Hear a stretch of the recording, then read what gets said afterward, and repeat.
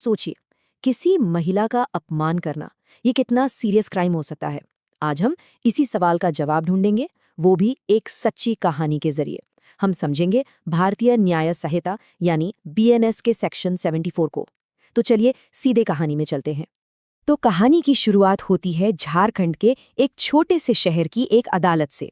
कल्पना कीजिए, माहौल में एक अजीब सा तनाव है, एक बहुत ही इंपॉर्टेंट केस की सुनवाई चल रही है। और वहीं भीड़ में एक शख्स हैं, डब्ल्यू दास। इनका काम है कानून की मुश्किल बातों पर नजर रखना और फिर उन्हें एकदम आसान भाषा में लोगों को समझाना। अब इस पूरे कहानी के जो मेन कैरेक्टर्स हैं वो दो लोग हैं। एक है कमलेश, एक नौजवान लड़का, और दूसरी है अनीता, जो उसी एरिया में रहती है। असल में इन्हीं दोनों की कहानी इस पूरे केस की जड़ है। तो प्रॉब्लम शुरू कहाँ से हुई? हुआ ये कि कमलेश जब भी अनीता को रास्ते से आते जाते देखता था तो उस पर बहुत ही भद्दे और गंदे कमेंट्स करता था। और ये कोई एक बार की बात नहीं थी, ये सिलसिला लगातार चल रहा था। देखिए, शुरू शुरू में तो अनीता ने सोचा कि चलो इग्नोर करते हैं, पर कमलेश कहाँ रुकने वाला था। उसकी हरकतें वो तो और बढ़ती चली गईं। बात अब सिर्फ भद्दे कमेंट्स तक नहीं रही, वो अब अशोभनीय इशारे और हरकतें भी करने लगा। और फिर एक दिन तो हद ही हो गई। उसने भरे बाजार में सबके सामने अनीता को बेइज्जत किया। बाजार में जो कुछ हुआ, उसके बाद अनीता ने ठान लिया कि अब और नहीं। उसने हिम्मत जुटाई और सीधा पुलिस स्टेशन पहुंच गई। वहां उसने कमलेश के खिलाफ कंप्लेंट फाइल कर दी। फिर क्या था, पुलिस ने एक्शन लिया, जांच हुई, गवाहों से पूछताछ हुई और कमलेश को अरेस्ट कर लिया गया। और बस अब ये मामला कोर्ट में था। तो सवाल ये है कि अदालत के अंदर क्या हुआ? इसे समझने के लिए हमें 1 मिनट के लिए अदालत के बाहर आना होगा। याद है डब्ल्यू बास? वो वहां जमा लोगों को इस केस का लीगल एंगल समझा रहे थे।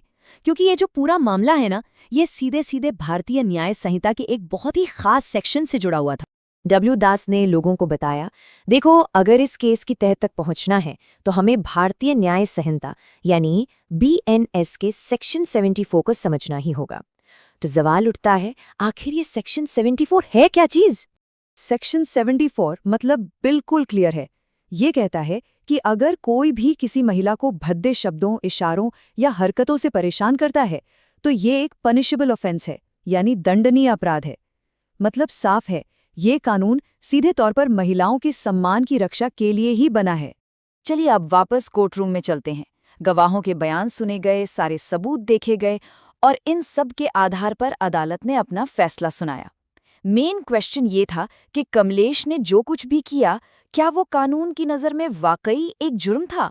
हाँ, अदालत के सामने सबसे बड़ा सवाल यही था। क्या ये प्रूव हो पाया कि कमलेश ने जानबूझकर, इरादे के साथ अनीता की डिग्निटी और उसके सम्मान को चोट पहुंचाई थी?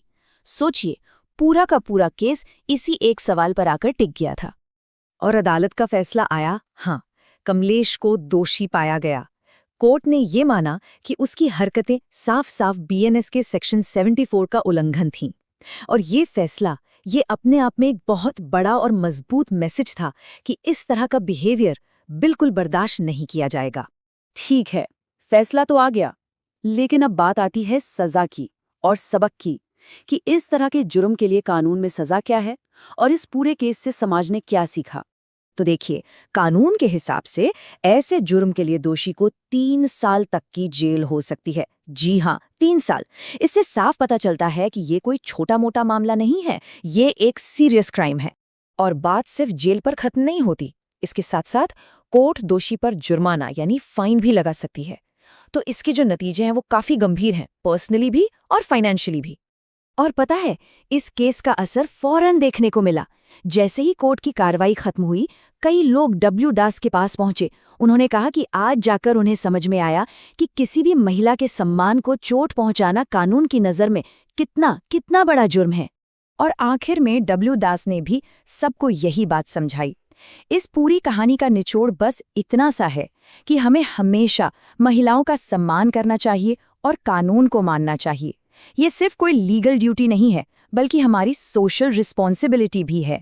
तो ये कहानी तो यहाँ खत्म होती है, पर एक सवाल पीछे छोड़ जाती है। वो ये कि बीएनएस के सेक्शन 74 जैसा कानून हमारी रोजमर्रा की जिंदगी में महिलाओं की डिग्निटी को बचाने में असल में कैसे काम करता है।